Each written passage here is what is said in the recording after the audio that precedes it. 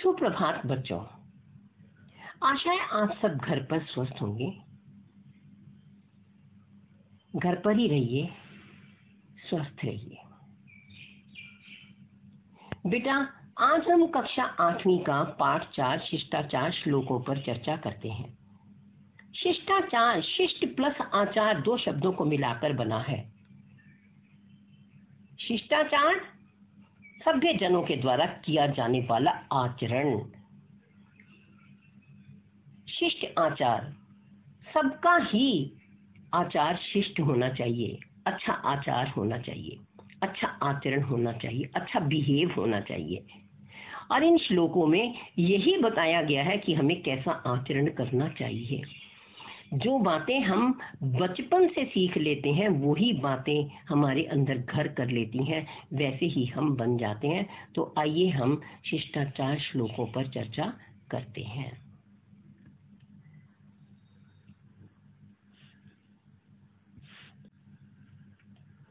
पहला श्लोक है, अभिवादनशीलस्य नित्यं वृद्धोपसेविनः चत्वारि तस्य वर्धन्ते आयु विद्या यशो बलम्।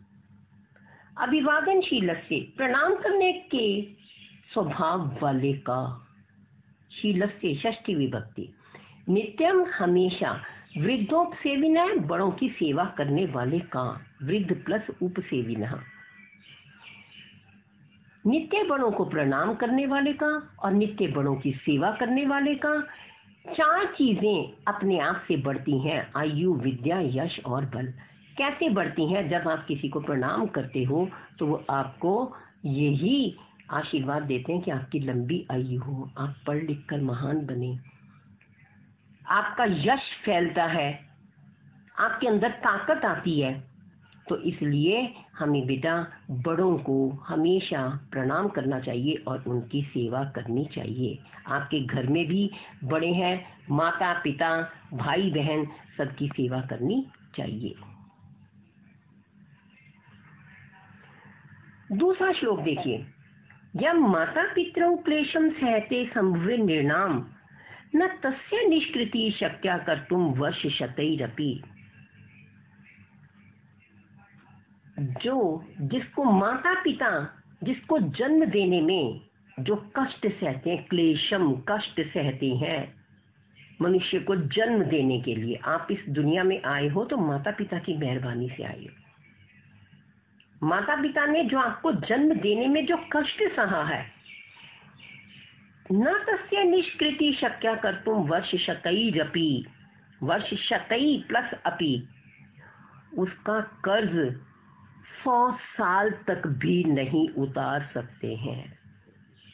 इसलिए अपने माता पिता की दिल से सेवा करनी चाहिए, उनके सामने गलत नहीं बोलना चाहिए, उनके मन को किसी भी प्रकार का कष्ट नहीं होना चाहिए।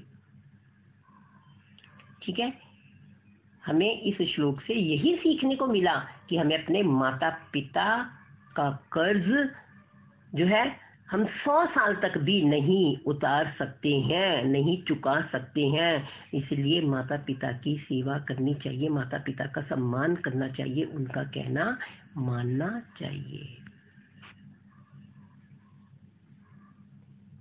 श्लोक नंबर 3, सर्वं परवशं दुःखं सर्वं आत्मवशं सुखम एतत् विद्यात् समासेन लक्षणम सुख दुःख्य।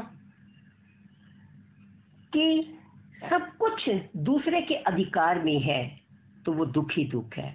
सर्वम आत्मवशम, अपने अधिकार में जो कुछ है, सब कुछ है तो सुख ही सुख है। और संक्षेप में यही सुख दुख के 2 लक्षण है कि दूसरे के वश में दुख है और अपने वश में सुख ही सुख है। नेक्स्ट देखिए, यत् कर्म कुर्वतो अस्य स्यात् परितोषो अंतरात्मनः तत् प्रयत्नेन कुर्वीत विपरीतम तु वर्जेत। कि जो कर्म करने से, जो काम करने से हमारी अंतरात्मा संतुष्ट होती, अंतरात्मनः, अंतरात्मा हमारी इनर कॉन्शियस संतुष्ट होती है, स्यात् हो, परितोषो संतुष्ट हो, तत्प्रयत्नेन कुर्वीत, उसको प्रयत्न पूर्वक करना चाहिए। विपरीतम तु वर्जेत, और इसके विपरीत छोड़ देना चाहिए। जिस काम को करने में हमारी इनर कॉन्शियस, हमारी अंतरात्मा हमें इजाजत ना दे, उसको नहीं करना चाहिए। वर्जेत, वर्जेत मीन्स छोड़ देना चाहिए। इसलिए हमें वो काम करना चाहिए जिसको हमारी अंतरात्मा कहे, अंतरात्मा संतुष्ट हो।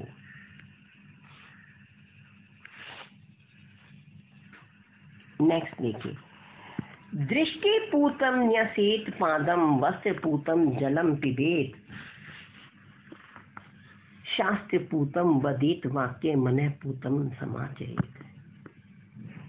दृष्टिपूतम न्यसेत वादम न्यसेत पादम वस्त्रपूतम जलम पिबेत, कि जब सन्यासी मार्ग पर चले तो इधर उधर न देखे, मतलब पृथ्वी पर दृष्टि रखकर ही चले, सदा वस्त्र से छना हुआ पानी पिए, निरंतर सत्य बोले, और मने पुत्रम समाचरित, हमेशा मन से विचार के सत्य का ग्रहण करके क्या करे, मन से पवित्र वाणी बोले का आचरण करे। मने पूतम समाचरित, मन से पवित्र आचरण करे। कहने का मतलब ये है कि हमें हमेशा जब हम चलते हैं तो मार्ग में चले तो इधर उधर न देखकर पृथ्वी पर दृष्टि करके चलना चाहिए। हमेशा वस्त्र से छना हुआ जल पीना चाहिए। आजकल तो नया जमाना है, आरओ से आप छना हुआ पानी पीते हैं, लेकिन जब ये सब चीजें सुलभ नहीं थी उस समय वस्त्र से छानकर ही पानी पिया जाता था। हमेशा सच बोले, ठीक है, और हमेशा मन से विचार कर जो है अच्छा आचरण करें, मन से पवित्र आचरण करें।